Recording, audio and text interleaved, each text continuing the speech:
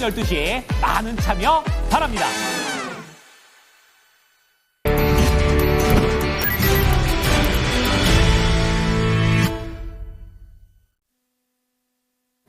체크인스탁입니다. 토마토 투자클럽의 김민준 전문가, 알파경제 김종희 이사 두 분 모셨습니다. 안녕하세요. 네, 안녕하십니까. 예, 또 이런 한파를 뚫고 두 분이 아침부터 자리를 해주셨는데 어떤 내용 다뤄볼까요? 첫 번째 체크인 이슈입니다. 요즘 트럼프 당선인의 워딩이 점점 세지고 있습니다. 간밤에는 비상사태 선포 얘기가 나왔는데 미국 측은 경기도 괜찮은 것 같고 정치적으로도 이슈 없는 것 같고 한데 이 비상사태 선포 이런 얘기가 스멀스멀 나오고 있어가지고 좀 알아보겠습니다. 김민주 전문가님이 어떻게 된 얘기인가요? 근데 비상사태가 지금만 있었던 건 아니고요. 일기 정권 때도 있었습니다. 지금 하겠다라는 그러니까 검토를 하겠다라는 거죠? 할 것 같습니다. 아, 제가 봤을 때 일기 정권 때도 있었던 내용이기 때문에요. 두 건이나 있었고요. 좀 과거 유사 사례라고 조금 준비가 돼 있으면 자막이 나올 거고요. 제가 네. 구두로 먼저 말씀을 드리면 2019년에 멕시코 국경 장벽 건설 이때도 비상사태가 있었었고요. 아, 선포를 그때 당시에 했어요? 네, 그렇습니다. 의회 승인이 필요가 없습니다. 아. 이건 좀 국내하고 다르게 비상사태를 선포할 때 의회 승인이 있어야 될 것 같지만 의회 승인이 필요 없고요. 단지 비슷하게 해제 권한 정도는 있다. 우리나라랑 비슷하네요. 네, 이번에 약간 비슷합니다. 비상계엄과 같이. 네, 그래서 오늘 꼼꼼하게 없는 시간에 좀 준비를 했는데 해제도 어려울 것 같아요. 아. 네, 의석수 때문에 어려울 것 같고요. 그쵸. 어찌됐건 2019년에 또 정보통신기술 보호를 한다고 자국 기업이 특정 어떤 외국 정보통신업체의 기술 사용 금지하기 위해서 또 행정명령에 비슷하게 비상사태를 선포한 적도 있었고요. 그러면 지금 이것이 이제 어떠한 법률 조항 근거로 비상사태를 선포하느냐 이 부분에 대해서 간략하게만 좀 말씀드리면 이 뉴스플로우도 있었습니다만은 1977년에 국제경제비상권한법이라는 그 일명 IEEPA라는 그 법률로 인해서 이 부분은 이제 시행하거든요. 근데 이 부분이 이제 예전에 조금 변경된 법률이 있었습니다. 오일 쇼크들 아마 기억나실 거예요. 오일 쇼크 때하고 미국의 달러 위기가 있었죠. 브렌튼 우즈 체제 붕괴 때 이런 붕괴가 있었기 때문에 이 이후에 이 법률이 제정이 되었는데 그 전에는 이제 일명 시행된 법률이 TWEA라는 법률로 네. 제재를 했습니다. 근데 이 법률이 이제 보시게 되면 적대국 제재를 하는 법률이에요.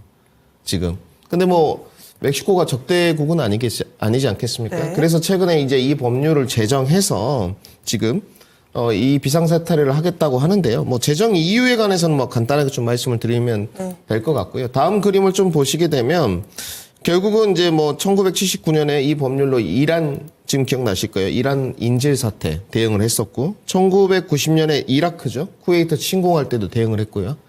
최근에 2001년에 이제 9.11 테러로 대응을 했었습니다. 그런데 이제 거의 십몇 년 동안 사용이 안 되다가 트럼프가 일기 정권 때 취임하고 나서 멕시코 국경 장벽 건설하는 거하고 물론 이제 아까 정보통신 기술은 행정명령에 서명을 하면서 비상사태를 선포하긴 했습니다만은 이 두 가지의 경우가 분명히 있었고요. 하나 멕시코고 하나는 뭐예요? 정보통신 기술 행정명령 서명한 경우였었습니다. 그런데 이제 이렇게 할 때 제가 이제 구두로 마지막에 미국의 의석수 준비를 좀 해왔습니다. 네. 이 부분을 좀 보셔야 될 것 같은데 지금 상원과 하원을 모두 공화당이 장악하고 있죠. 그래서 쉽지 않고요. 실질적으로 이 비상사태는 아마 선포가 되고요. 시행이 될 겁니다. 근데 이제 어감이 비상사태인데 우리나라의 비상계엄과는 좀 다르다. 그렇네요. 네. 네, 완전히 다른 쪽이고요. 미국의 영토 확장을 위한 비상사태 이런 부분이 아니고요. 그 부분은 분명히 유념을 하셔야 될 것 같고 단지 이제 상원과 하원에 모두 다가 공화당이 지금 절대 다석이거든요. 특히 이제 해제를 할 때 3분의 2의 찬성이 있어야 돼요. 근데 어렵죠. 지금 거의 공화당이 모두 다 장악을 하고 있기 때문에 기정사실이라고 이 비상사태 선포는 보시면 될 것 같고 결국은 이제 상원과 하원의 구성수가 나가고 있습니다만은 상원에서 공화당 쪽 또 하원에서 공화당 쪽에서 돌아서지 않는 이상은 그대로 시행되지 않겠습니까? 그리고 해제 권한도 또 없고요, 지금. 그러면 두 가지겠죠. 보편적 관세를 시행하기 위한 방편과 결국은 이제 이민자들이 넘어오는 거, 불법 이민자들. 이 부분을 제재하기 위한 방안이라고 좀 보여지고 단지 이제 이러한 부분들이 경제에 미치는 효과나 또 주식시장, 채권시장에 미치는 효과는 네. 각기 틀릴 것이다. 이렇게 정리를 좀 해두면 될 것 같고 미국의 증시는 뭐 기정사실이라고 말씀드렸죠. 조정이. 근데 이러한 이슈들이 나올 때마다 조금 더 조정의 깊이는 깊어지지 않을까 이렇게 좀 정리해야 될 것 같습니다. 네, 시장 영향력은 잠시 조금 더 보겠고요. 그러면은 그때 당시에 트럼프 일기 때 2번이나 발동이 됐는데 결국엔 발동되고 나서 어떻게 끝난 거예요? 그때는 의회에서 막았나요? 아니면은 뭐 시간이 지나서 뭐 트럼프 스스로 해지를 한 건가요? 친분 정치로 해지가 됐었습니다. 우리나라는 뭐 2020년으로 봐야 될 것 같은데 트럼프 정권 일기 때 뭐 1년차, 2년차 때 증시는 정말 안 좋았고요. 그때는 또 뭐 터키부터 스웨덴까지 시작해서 중국은 물론이고 웬만한 국가들은 다 강대강이었어요. 터키 같은 경우는 아직도 기억이 나는데 해볼 테면 해봐라. 맞아요. 뭐 이런 쪽이었거든요. 근데 지금은 취임하기 전부터 벌써부터 바로 그럼요. 알아서 지금은 뭐 캐나다 네. 총리가 여러분들 플로리다를 날아가고 멕시코 맞아요. 대통령이 미국을 찬양하고 유럽의 여러분들 총재가 미국산 제품을 적극적으로 구매해야 된다. 지금 네. 완전 달라졌습니다. 그래서 이 돌발 인물에 대해서 굳이 강대강으로 가지 않는 것은 오히려 다행입니다. 이제 강대강 기로로 가게 되면 트럼프 정권 일기 때처럼 1년차, 2년차 때는 예측 불허죠. 단지 이 비상사태에 관해서도 이제 제가 봤을 때는 절대 다석의 그 공화당의 의석수를 이용한 보관이지 않나. 지금은 뭐 해제를 할 수 있는 방법은 공화당에서 국회의원이겠죠, 미국. 돌아서는 방법 말고는 없다. 이렇게 보시면 될 것 같습니다. 네, 여기서 우리가 요즘에 사실 정치 이런 이슈 때문에 노이로제 걸려있는 대한민국 국민들이 많잖아요. 비상계엄 생각하시면 안 됩니다. 이 여러 가지 이 뭔가 경제적인 보관이라든지 이런 것을 갖고 있는 비상사태선포라는 카드, 그리고 이미 지난번 트럼프 일기 때도 2번이나 시행된 바가 있었다라는 점을 알려주셨는데, 그럼 김 이사님은 이 트럼프의 속내 어떻게 생각하세요? 네, 뭐 핵심은 뭐 관세를 자기 마음대로 하기 위해서 뭐 트럼프의 시대에는 모든 건 가능하니까 뭐 할 수도 있다라고 보여지는데 과연 그걸 시행했을 때 뭐 의회야 뭐 나름 공화당 뭐 장악력이 있으니까 그렇다 치더라도 경제인들이 과연 가만히 있을 것인가에 대해서는 저는 뭐 그렇지 않을 가능성이 높다. 물론 뭐 경제인들이 뭐 떠든다고 해서 그걸 뭐 신경 쓸 트럼프 대통령은 아니겠지만 어쨌든 그런 저항들이 강하게 나타났을 때 그럼 트럼프 대통령이라는 사람은 정말 미국을 망하기 위해서 이런 정책들을 쓰는 것인가?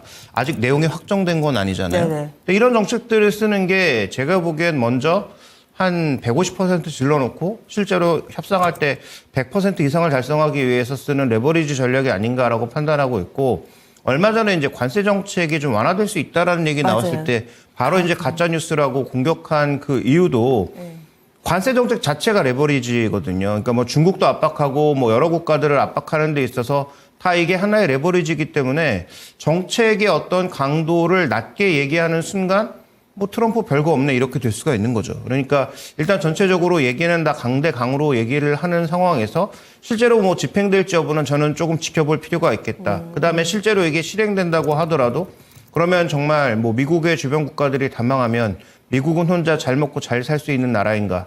전혀 그렇지 않잖아요. 제가 뭐 예로 여러 번 말씀드렸지만 뭐 코로나 때 마스크 하나를 못 만들어서 허덕이던 국가가 미국인데 지금 주변 국가에서 들어오는 그 수많은 물량들이 없으면 미국이라는 나라 자체는 존재할 수가 없고, 그다음에 아이폰의 80%가 아직도 중국에서 만들어지고 있잖아요. 그래서 이런 부분들에 대한 여러 가지 고려도 필요하기 때문에 저는 뭐 트럼프 대통령 시대에는 모든 것이 가능하지만 실제로 그 발언되는 강한 발언 자체가 목적이라기보다는 네. 자신의 목적을 달성하기 위한 수단일 가능성이 좀 높다라고 보고 있고요. 이번에 가장 중요한 의도는 보편관세 시행에 어느 정도 그래도 무게를 두고 있다라고 봐야 될 것 같습니다. 그런데 비상사태를 선포하면 보편관세를 부과하기에 좀 더 수월한 환경이 되나요? 트럼프 입장에서? 일단 뭐 슈퍼 301조나 38조 같은 이런 조항들을 써서도 충분히 규제를 할 수 있는 상황이기 때문에 이걸 꼭 쓰지 않아도 됩니다. 근데 이걸 쓰면 좀 더 대통령이 자유롭게 결정할 수 있는 그런 여력들이 생긴다는 거죠. 그다음에 이제 슈퍼 301조라든지 이런 것들을 발동할 때도 물론 대통령령으로 발동을 하지만 또 이걸 제어할 수 있는 상대적인 의회 쪽의 의견이 있고, 그다음에 이제 공화당이 장악하고 있기는 하나 그 공화당 의원들도 로비를 받을 거 아니겠어요, 기업인들한테? 그러면 이런 것들의 그 추가적인 압박을 받을 수 있는 요인보다 좀 더 쉽게 결정하고 쉽게 결정을 내릴 수 있는 그런 여건이 만들어지기는 하죠. 네, 알겠습니다. 트럼프가 사실 협상의 대가죠. 그래서 관련된 서적들도 많던데 대표적인 것이 아닐까 싶습니다. 뭔가 엄포를 먼저 좀 강하게 내고 그리고 나서 본인이 원하는 것을 취하려고 하는 그런 뭐 실제로 비상사태를 선포할지 안 할지는 좀 모르는 그런 상황이기 때문에 염두를 하고서 이제 시장 경제로 해석을 해보겠습니다. 시장에 미칠 영향, 간밤의 시장 미증시는 다소 좀 움츠러드는 모습을 보여주긴 했는데 김민주 전문가님 뭐 미증시도 있을 테고 국내 증시도 있을 테고요. 시장의 영향 어떻게 보세요? 뭐 시장의 영향은 이번에 일단 출발 자체는 나쁘지 않은 것 같아요.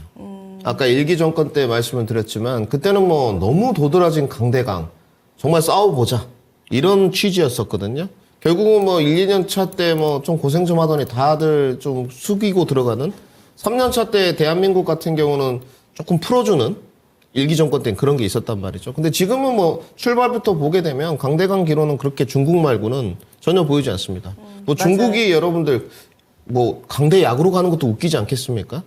지금 시진핑의 입장에서는 뭐 중국은 뭐 계속 강대강으로 간다고 보여지고요. 중국은 계속 뭐 히토리오 들고 나올 거고 뭐 또 미국은 뭐 첨단 기술 제재, 산업 제재 이런 거 들고 나올 건데 제가 봤을 때 뭐 영향력은 좀 있을 것 같고요. 결국 아까 뭐 이사님이 말씀드렸던 슈퍼 300일조도 이제 반도체 제재를 위해서 만들어진 법안이라고 좀 보여지면 될 것 같은데 결국은 본인의 이제 어떤 이권 내지는 본인의 목표를 실현하기 위한 빌드업이라고 저도 보여져요. 근데 이 사람이 이제 빌드업을 해가는 과정에 그냥 빌드업 정도로 엄포성이겠지 이렇게 생각을 하면 또 발표를 해버린단 말이죠. 이런 부분은 계속 이제 경우의 수에 넣어놓고 올해 한 해 뭐 트럼프 집권 2기 내내 접근을 하셔야 될 것 같고 단지 이제 뭐 주식시장 그리고 뭐 채권시장, 환율시장 뭐 이렇게 금융시장에 대한 영향력과 또 경제에 대한 영향력이 있을 수 있겠죠. 경제는 뭐 원론적인 이야기입니다. 뭐 단기적으로 소비 위축될 거고요. 만약에 선포가 된다면 그리고 인플레이션 압력이 또 증가되겠죠.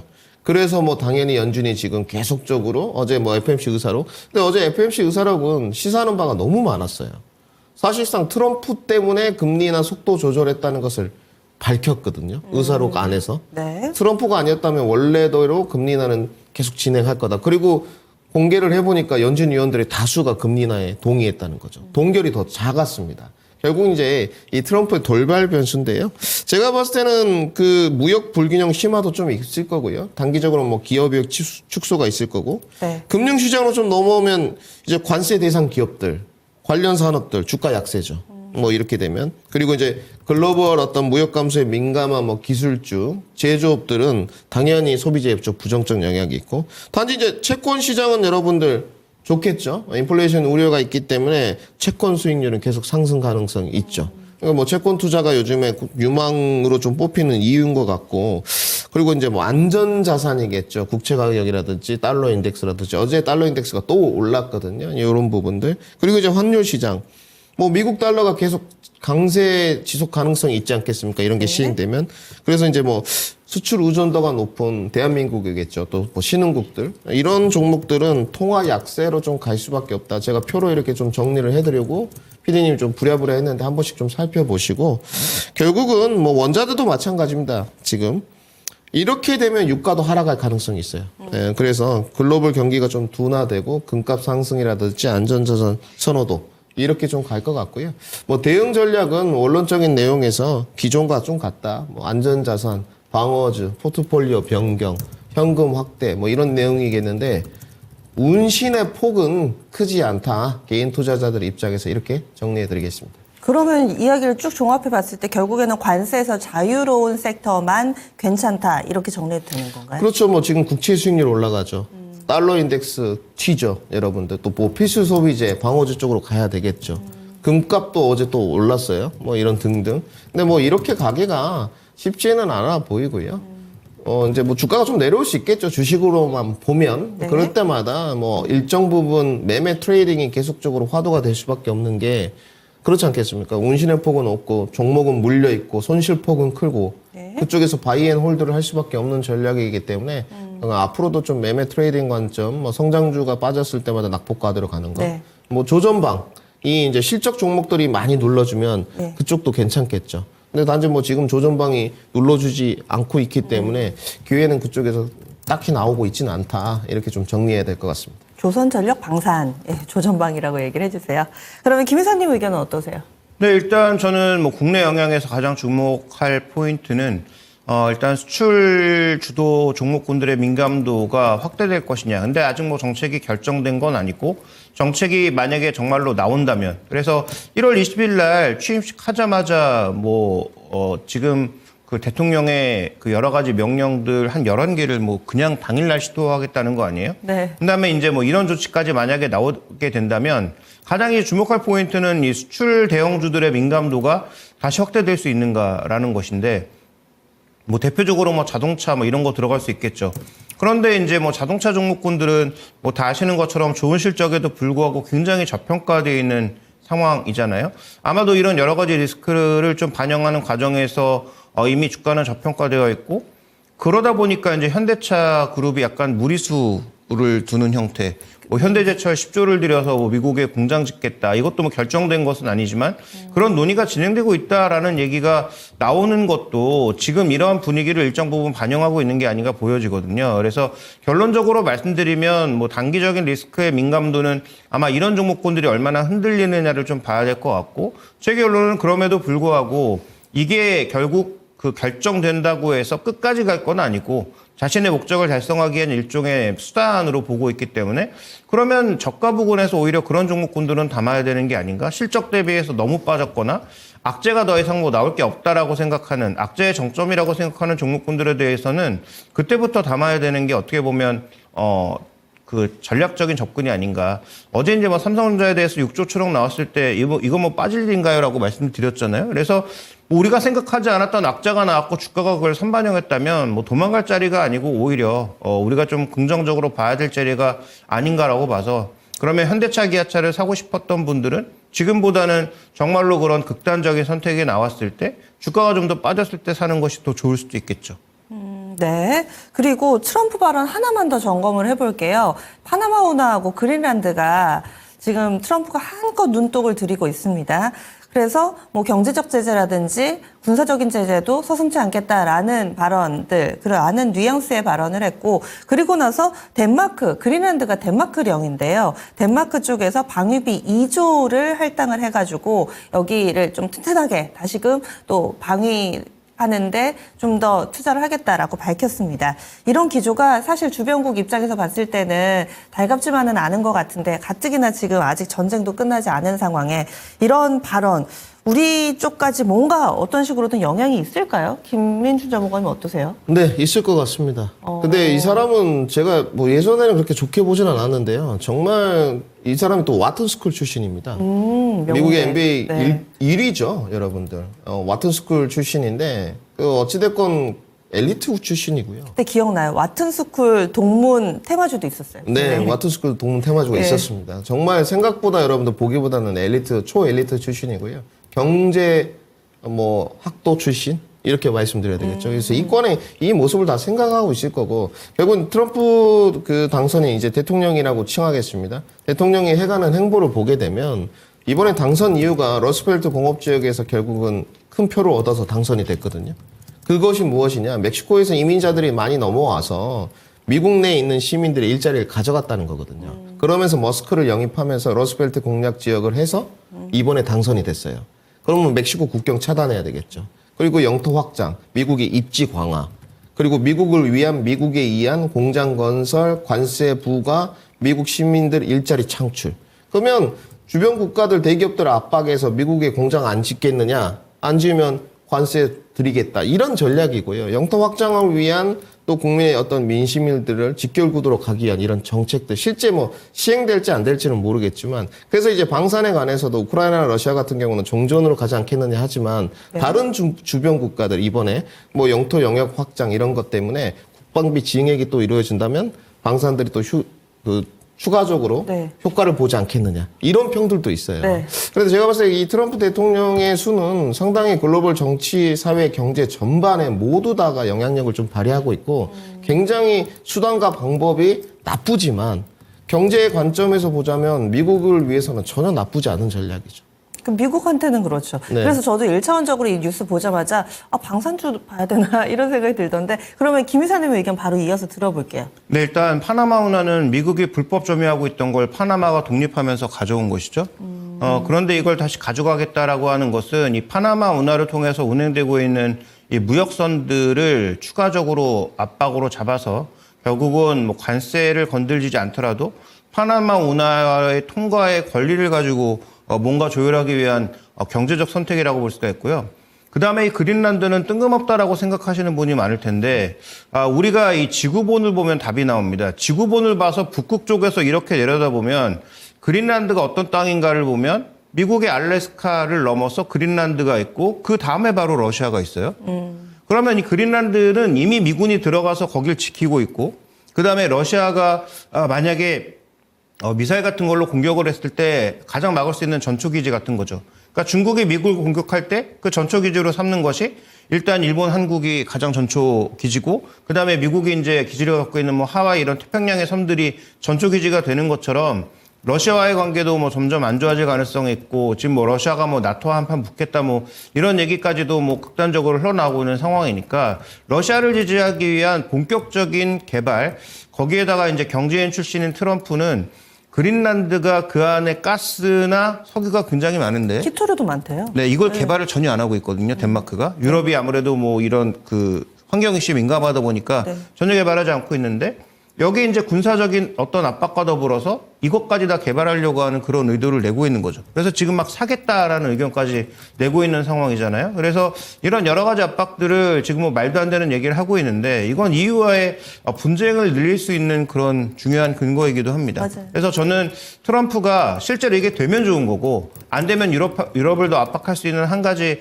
뭐 강원 전략 중에 또 하나로 선택하고 있는 게 아닌가라고 보여지고 있기 때문에 어쨌든 트럼프 초기에는 이런 정치적 변동성은 좀 늘어날 수밖에 없다라는 부분은 분명히 짚고 넘어가야 될 것 같습니다. 즉각적으로 독일, 프랑스에서도 무력 사용 안 된다라는 입장 표명이 있었고 또 덴마크 총리는 그린란드는 매물이 아니다, 판매 대상 아니다라고 또 멘트가 나오기도 했습니다. 일단 그 파급력 하나는 정말 대단한 것 같습니다. 이렇게 해서 이슈 마무리 짓겠습니다. 다음으로 넘어가 보시죠. 다음은 리포트 준비했습니다. 오늘 3가지 있고요. 첫 번째로는 대신증권, 신흥국 통화 불안 점검. 두 번째 한국투자증권의 전기전자 섹터 레포트인데 중국의 스마트폰 이구환신 정책 영향을 받는다. 애플 11월 판매가 많이 줄었던데요. 이쪽도 궁금하신 분들 많이 좀 보시면 좋겠고 하나증권입니다. S-오일 또 종목 레포트 내놨습니다. 하나씩 좀 볼까요, 이사님? 네, 업종과 종목 리포트부터 보면 이구환신 정책은 명확하죠. 아이폰 빼고 중국 폰들에게 혜택 주겠다. 얼마까지? 가격의 15%까지 보조금을 지급하겠다라는 겁니다. 지금 아이폰은 가격상 완벽하게 제외됩니다. 실제로 메이트 7분 같은 경우에도 아이폰보다 낮은 가격, 정확하게 정책을 받을 수 있는 정도의 가격으로 들어오고 있기 때문에 중국의 로컬 브랜드들은 수혜를 받을 가능성이 높다라고 봐야 될 것 같고요. 그로 인해서 최근에 나타나고 있는 뭐 삼성전기, LG노텍의 강세가 동반해서 나타나고 있는데 LG노텍이 효과가 있나는 좀 고민해 볼 필요가 있겠고 실제로 시장에서 또 하나 영향받고 있는 게 기판 제공하고 있는 심텍과 대덕전자 같은 종목군들도 영향을 받고 있단 말이죠. 리포트에서 이제 그런 부분들을 지적하고 있으니까 한번 내용은 자세하게 읽어보시면 좋을 것 같고요. 자, 그 다음에 이제 종목 리포트에서 S-오일을 좀 잡았는데 S-오일이 4분기에 어닝 서프라이즈가 나올 가능성을 얘기하고 있어요. 뭐 지금 주가는 꽤 조정받은 이후에 반등이 별로 없는 상황인데 최근 들어서 이렇게 턴어라운드 종목군들은 좀 관심을 가져볼 필요가 있겠다라고 말씀을 드리고 있잖아요. 근데 중요한 건 이번 4분기의 턴어라운드가 끝이 아니고 턴어라운드의 시작일 가능성이 높다라고 리포트는 제시하고 있습니다. 그래서 2025년부터 27년까지 이익의 구조적 개선과 더불어서 샤인 프로젝트가 발동되기 시작하면 뭐 이로 인한 이익의 증가 가능성을 뭐 언급하고 있는 상황이니까 S-오일 뭐 과거에 이제 고배당 주고 뭐 정제 마진에 따라서 뭐 주가가 급변동을 보였던 종목이니까 뭐 전혀 관심이 없을 수도 있지만 이렇게 주가는 많이 빠져 있고 남들이 관심이 없을 때 정말 실적이 뭐 돌아선다면 지금 현재 구간에서는 어느 정도 관심이 필요한 영역이 아닌가도 볼 수 있을 것 같아요. 또 이것도 자세하게 한번 리포트 내용을 여러 증권사 것을 같이 한번 살펴보시면 좋은 투자 아이디어가 될 것 같습니다. 예, 그러면 대신증권 리포트 자세하게 살펴주시죠. 네, 대신증권 리포트는 우리가 이제 두 가지를 살펴볼 필요가 있겠는데 이 리포트를 살펴봐야 되는 이유는 뭐 결론적으로는 취약지구에 대한 점검이 좀 필요하다라는 것인데 2025년도에 최대 리스크가 뭐냐? 트럼프를 포함 우리 이제 국내는 국내 정치 문제도 해결해야 되지만 국제적으로 봤을 땐 트럼프 대통령 2기 때 나타날 수 있는 그런 정치적 변수도 고려해봐야 되겠죠. 그런데 또 하나 이제 우리가 주목해야 될 것은 국내적으로 살펴봐야 될 게 정치적 리스크뿐만 아니라 최근에 크레딧 리스크가 발생하면서 일단 레고랜드와 비슷한 얘기들이 또 최근에 돌고 있어요. 예를 들어서 뭐 인스파이어라든지 뭐 이런 쪽에 막 불길한 그런 얘기들이 돌고 있단 말이죠. 지금 신동아 건설도 이슈 있던데. 네, 그렇으니까요. 네네. 그러니까 지금 상대적으로 금리가 우리나라는 미국과 다르게 안정되고 있는 상황이지만 회사채 스프레드라든지 상대적으로 크레딧 스프레드 쪽은 뭐 불안불안한 모습이 있고 이게 이제 윤석열 정부 때 억지로 돈으로 눌러놓은 부분들이 좀 있기 때문에 이런 여러 가지 불안감을 타고 올라올 수 있어서 국내적으로는 그 취약지구를 계속 한번 지켜보셔야 됩니다. 당장 무슨 일이 터지지 않더라도. 근데 글로벌 시장에서 최대 취약지구는 지금 신흥국이라는 거죠. 물론 우리가 시장 구분으로 봤을 때 이머징으로 구분돼 있지만 우리는 뭐 약간 준선진국이라고 봐야 되는 상황이잖아요. 그러니까 우리는 빼고 나머지 그런 이 국가들의 취약성을 한번 살펴보면 준비된 그림에서 보시는 것처럼 지금 주식, 채권 다 돈이 빠져나가고 있는 상황이에요. 이게 이제 일종의 수급인데 이 수급이 최근 들어서 신흥국 쪽에서는 달러 강세도 물어 전반적으로 빠져나가는 모습이고요. 다음 이제 준비된 그림 보시면 자, 두 번째 그림에서 나타나는 특징, 브라질, 뭐 러시아야 뭐 당연히 지금 뭐 해당할 수밖에 없고 뭐 미국에 붙어 있는 멕시코 이런 국가들의 최근에 이 외환 변동성은 좀 과도하다 싶을 정도로 크게 나타나고 있는데 우리가 여기서 또 한 가지 살펴봐야 될 게 이들 국가가 뭘 가지고 있는가? 세계 최대 철강업체라든지 아니면 미국과 붙어 있는 미국의 나름대로 물가를 조절해주는 역할을 갖고 있는 국가들의 이런 급한 변동성 때문에 실제로 관세를 조금 완화해주는 효과도 있을 수 있겠지만 그런 효과가 나타난다면 트럼프 대통령이 당선 이후에 당선이 아니라 취임 이후에 더 압박하지 않을까라는 어떤 그런 불안감도 나타나고 있는 상황이란 말이죠.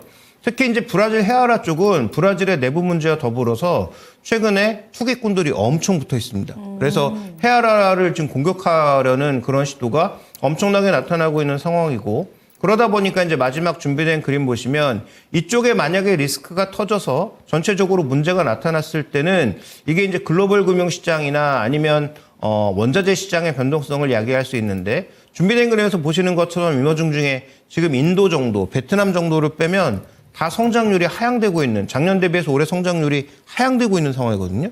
성장률이 하향되고 있는 상황에서 금융시장의 전반적인 압박이 늘어나는 것은 일단 뭐 좋은 요소는 아니라고 볼 수가 있겠고, 자, 이들 국가들 중에 뭐 칠레, 브라질, 뭐 이런 국가들이 원자재와도 굉장히 밀접하게 붙어 있는 국가들이기 때문에 이쪽에 만약에 취약지구에서 변동성이 생기면 원자재 시장이라든지 일부 금융시장의 변동성이 같이 올라갈 수도 있다라는 것을 이제 살펴볼 필요가 있다라는 거죠. 그래서 뭐 미리 겁을 드리려는 게 아니라 이런 부분들은 취약지구니까 2025년도 상반기 정도에는 말씀드렸던 우리나라 내부적인 크레딧 취약지구, 그다음에 글로벌 시장에서는 이런 외환시장, 이머징 시장에서의 취약지구들은 우리가 눈여겨서 좀 볼 필요는 있겠다 정도의 주의 환기 차원에서 말씀을 드렸습니다. 네, 시야를 좀 넓혀서 신흥국 상황도 같이 좀 점검해 주시기 바랍니다. 다음 빅데이터 넘어가겠습니다. 오늘 김민준 전문가의 빅데이터 종목으로 가져오셨어요. 브리지 바이오 테라퓨틱스입니다. 이 종목 또 제약바이오 관심 많으실 텐데 어떤 부분 포인트 있을까요? 네, 뭐 어제 공개를 좀 해보려가지고요. 내용을 뭐 알려드리는 게 좀 필요할 것 같고, 뭐 제약바이오는 어렵습니다. 저도 뭐 공부를 할 때 거의 뭐 5시간, 6시간 기본인 것 같거든요. 단지 지금 뭐 이렇게 보시면 될 것 같습니다. 브리지 바이오 테라피틱스 내용에 관해서 좀 말씀을 드리면, 올해 뭐 JP모건 헬스케어 출연 기업은 당연한 것 같고요. 당연하고요. 그리고 이제 2025년이죠, 올해가. 4월에도 이제 탑라인을 발표하는데, 임상 파이프라인 중에서 이제 BBT87이라는 게 있습니다. 이 부분이 폐섬유증인데 상당히 중요한 부분이고, 이제 이상 정도가 나가고 있고요. 후보 물질이 이제 기술 이전이 될 수 있다. 이번에 JP모건 헬스케어에서 빅파마들 만나면 기술 수출 이전 계약이 될 수 있다. 이 부분이 있고요. 그다음에 요즘 뭐 유한양행 이제 잘 나가고 있지 않습니까? 렉나자 부분인데 이 부분이 이제 뭐 상피세포 수용체의 이제 성장 인자인데 EGFR이라고 하는 부분인데요. 이 부분이 이제 1세대, 2세대, 3세대로 갈 때마다 이상이 생겨요. 뭐 여러분도 잘 아시는 아스트라제네카의 타그리스도 있고 그다음에 유한양행의 렉나자도 있는데 여기서 뭐 간략하게 좀 말씀드리면 공략하는 그 번호가 네. T790M이라는 부분입니다. 여기를 이제 공략하는 이유가 계속적으로 약을 쓸 때마다 환우들이 내성이 생긴다는 거예요. 그 내성을 공략하게 한 번호라고 보시면 될 것 같은데 지금 타그리소나 렉나자 부분이 T70M을 공략해도 또 환우가 내성이 생긴다는 거죠. 그래서 4세대 이야기가 나오는데 이 4세대에 관한 것이 브릿지 바이오 테라피틱스에서 지금 개발도 연구 중입니다. 네. 그래서 그것이 이제 C797S라는 부분인데요. 뭐 여기 파이프라인으로 소개해드리면 BBT207입니다. 브릿지 바이오를 써서 BBT207. 그래서 지금 뭐 제가 봤을 때는 뭐 개발까지야 조금 멀었겠습니다만은 이번에 이제 아까 서두에 말씀드렸던 BBT877에 관해서 빅파마와 수출 이전 계약이라든지 뭐 이런 부분이 좀 이루어지고 폐암에서 4세대 개발 진척도도 밝혀진다면 주가는 좀 퍼포먼스가 나올 수 있는 기업이지 않나 이렇게 좀 생각을 하고 있고요. 뭐 대형지 쪽은 뭐 셀테리온이나 SK바이오팜이 올해 화두가 되겠습니다만은 중소형 종목 중에서 ABL 바이오나 뭐 에이프릴 바이오가 작년에 히트작이 됐다면 올해는 브릿지 바이오 테라피틱스는 주목해 볼 필요가 있다. 어제 눌림목에 들어갔고요. 눌림목도 이제 잡는 가격이 충분히 왔다고 좀 보여집니다. 좀 짧게 봐야 될 것 같고요. 사실은 뭐 3,800원, 뭐 700원까지 떨어져서 사면 좋겠지만 JP모건 헬스케어가 있기 때문에 4,000원에서 4,400원 사이에 잡아야 되는데 이제 매수 추천 가격 사이에 들어왔죠. 그러면 뭐 1차 목표가는 4,600원 정도, 2차 목표가는 5,000원 정도로 설정하시면 될 것 같고요. 손절가를 이제 3,800원에 타이트하게 조금 매긴 이유, 쓴 이유는 계속 말씀드리지만 이제 JP모건 헬스케어가 끝나면 4월까지 끌어야 되는 이런 부분이 있어요. 그래서 저는 매매 조건으로 좀 짧게 하기 위해서 손절가는 3,800원 제시를 했고요.